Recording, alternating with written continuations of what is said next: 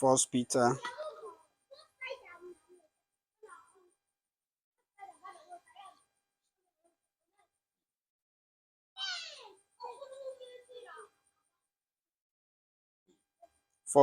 chapter 4.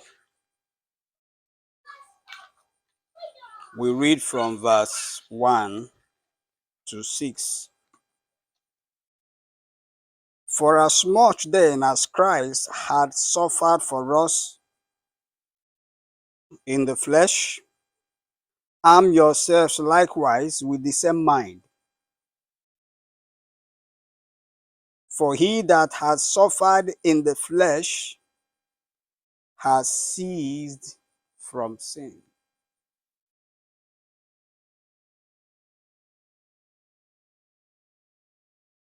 that he no longer should live the rest of his time in the flesh to the lusts of men, but to the will of God. For a time past of our life may suffice us to have wrought the will of the Gentiles, when we walked in lasciviousness, lusts, excess of wine, ravelings, banquetings, and abominable idolatries, wherein they think it strange that ye run not with them to the same excess of riot, speaking evil of you. Who shall give account to him that is ready to judge the quick and the dead? For this cause was the gospel preached also to them that are dead, that they might be judged according to the men in the flesh, but live according to God in the Spirit. May the Lord bless the reading of his word in our hearts this evening. In Jesus' name. Amen. Let us pray. Father, we want to thank you because the hour has come to do the duty. And I ask that in this local assembly and across the nations of the world, that you will quicken the body of Christ to address issues that has to do with the flesh. Jesus' death on the cross qualified us to bring our bodies under subjection. And Father, it is something that is scarce in the world we live today.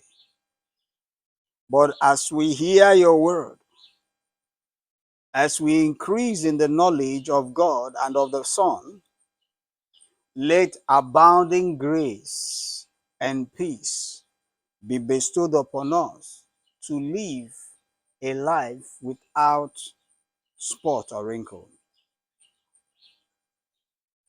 Thank you, mighty God, for in Jesus' mighty name I have prayed. Amen. This evening we'll begin to look at a topic titled, The Life of God Produces the Same Nature in Christ. The life of God produces the same nature in Christ. The life of God produces the same nature in Christ. If you can remember vividly, by this time last week, we were talking about the children of pride. And we said that Leviathan is the king of the children of pride.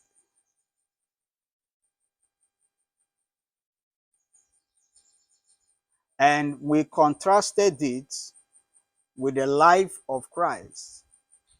And the life of Christ in Matthew 11, he said, come unto me, all of you that are heavy laden, and I will give you rest.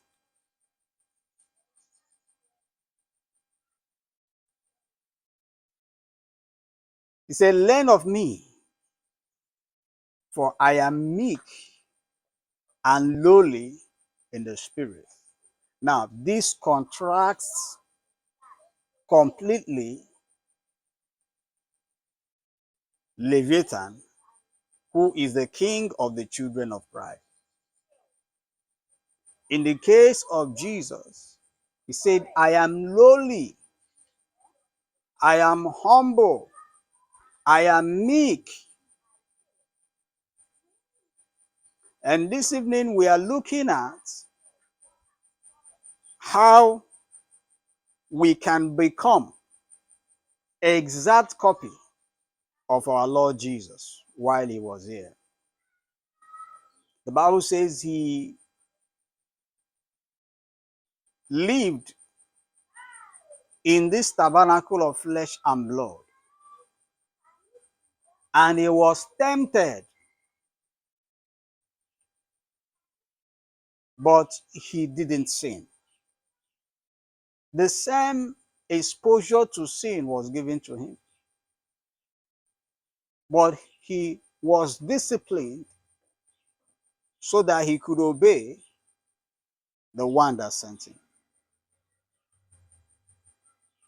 So if we are going to exhibit the same character of our Lord Jesus Christ, it simply means that the same life that was in Christ must be in us, because that life produces that nature. That same life that was in our Lord Jesus produces the same kind of character, the same kind of nature that we saw in Christ. Amen. Peter, in the epistle, he told us something here. He said that he no longer, for as much as then, First Peter chapter 4, in verse 1, he said, for as much then as Christ has suffered for us in the flesh. Christ has suffered for us in the flesh. Arm yourselves likewise with the same mind. For he that has suffered in the flesh has ceased from sin. That he that has suffered in the flesh has ceased from sin. Now, I want you to see something. That Jesus suffered in the flesh for us. He suffered in the flesh for us. And he that has suffered in the flesh has ceased from sin. Now, it simply means that if you can see or understand that Jesus died on the cross on your behalf, sin stops reigning in your body. We have what it takes to bring sin, the flesh, under control. For you know the grace of our Lord Jesus Christ, how he was rich, but for your sake he became poor, so that you may become rich. When Jesus died on the cross, it qualified you to receive the same life that he had.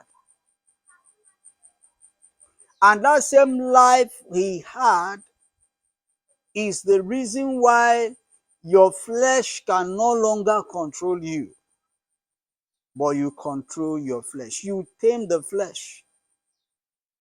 You know, there are some wild animals today, very wild animals that have been tamed to look as if they're domestic animals. If you watch some of these YouTube channels that is dedicated to, you know, animals, wild animals, you discover there is no animal as dangerous as they are, man has not tamed. Snake, python, lion, jaguar, name it, as dangerous, as carnivorous.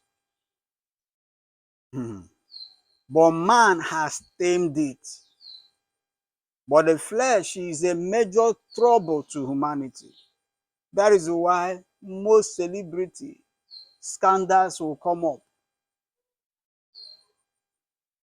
Why? Because they will tell you, I am a man.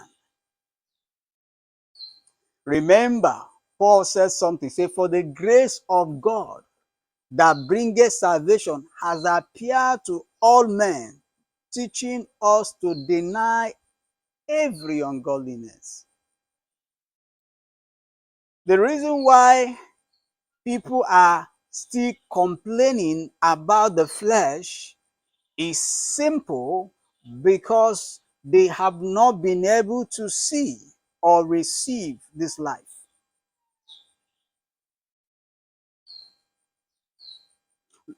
Look at what Paul said here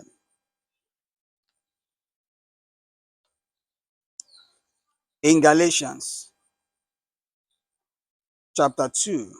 He said, I am crucified with Christ, nevertheless I live, yet not I, but Christ liveth in me. So what did you receive when you believed? Because that was the question Paul was asking the Ephesian believers. They said we were baptized unto John. He said, oh, John's baptism was for repentance.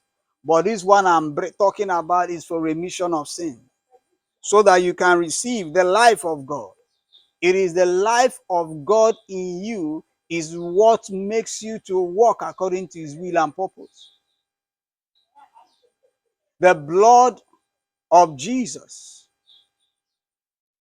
Galatians, he said, I am crucified with Christ, nevertheless I live, yet not I, but Christ liveth in me. And the life which I now live in the flesh, I live by the faith of the Son of God, who loved me and gave himself for me. Now, the giving up by Jesus Christ on the cross is so that that same very life he had that made him resist all temptation, that same very life is in anyone that believes, truly believes. For God so loved the world and he gave his only begotten Son. When you believe the gospel, because this gospel was not just only preached to the living, it was also preached to the dead.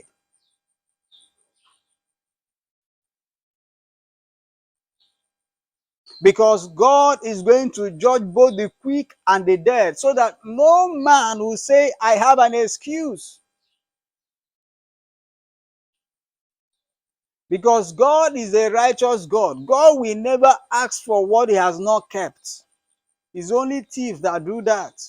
When thieves comes into your house, they say, give me this, give me that. So they are asking for what they didn't keep. But when God comes to you, he will only ask you for what he has deposited. So look at what Paul said. Paul was sharing his own testimony. And in Galatians chapter 5, he said, and they that are Christ's, they that are Christ's, because those that are Christ are those that are going to be raised in their own order. Hmm? Now, he says here, and they that are Christ have crucified the flesh with the affections and lust, not one lust, lust.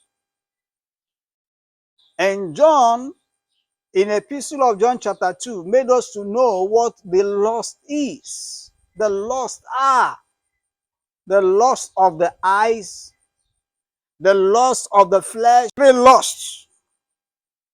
But the sacrifice of Jesus was designed to condemn sin in the flesh, so that sin will no longer have dominion over you.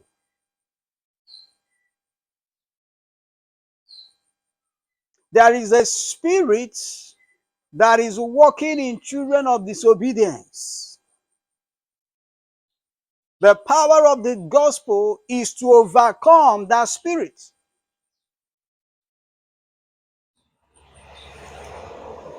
Because the spirit takes advantage of the flesh. It takes advantage of the flesh, the fallen nature of man.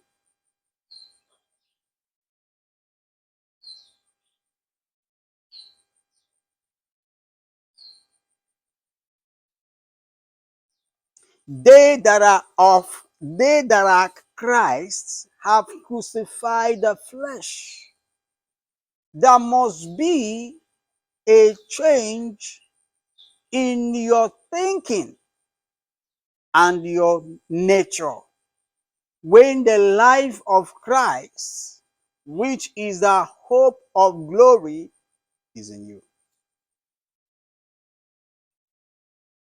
The Bible said, if a man be in Christ, he is a new creature. All things have passed away.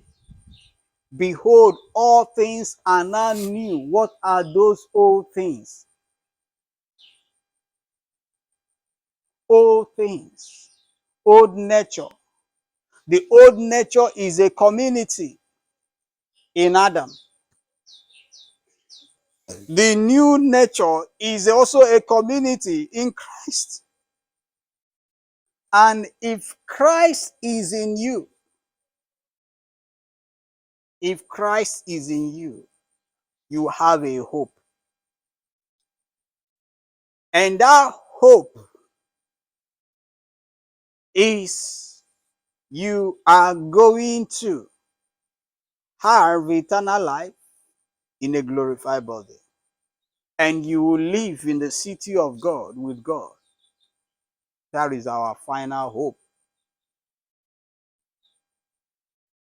And that life, which is already in you in the now, will bring under subjection the flesh body.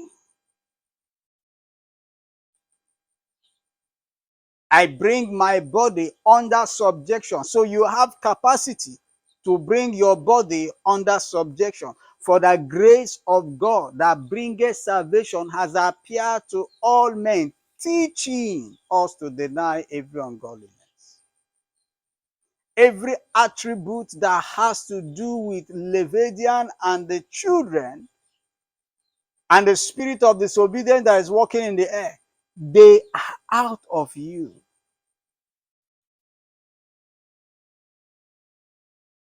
So the cross, when we visit it each day, we receive power. When we visit the cross each day, we receive what? Power. The cross is not what you dust. I say, it was in 1965 that I gave my life to Jesus, and you just forget about the cross. No, it's a daily thing. And when flesh is done or dealt with in your life, the will of God will be done in your life. We discovered Jesus was an example of a doer of God's will. He said, thy will be done on earth as it is done in heaven. Thy will be done on earth. Jesus' death on the cross of Calvary facilitated God's will to be done in your life, because Jesus had a life that is in consonance only with the will of God. He said, Father, nevertheless, let your will be done. Subjection to the higher order. Jesus was subject to the higher order. Man should be subject to the higher order. Wives should be subject to the higher order. Children should be subject to the higher order. That is how it works.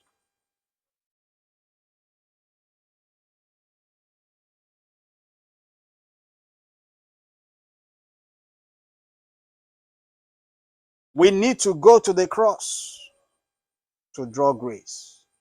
To draw grace. To draw grace that will make us live as God's children. Because Leviathan has his own children, the children of pride. And God, who poured himself in his Son, and what was poured in the Son has been poured in us. And we are told, let the same mind that was in Christ also be in you. The mind of humility, opposite of what the children of pride has. So if pride is still in you, there is problem.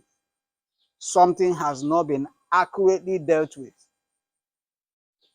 Because if it has been dealt with, you will discover that the life of God, which is a life of humility,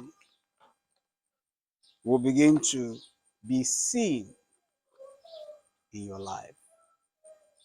I want us to go to God in prayer and begin to say, Father, let the same life that was in Christ be in me, so that I will duplicate the same life of heaven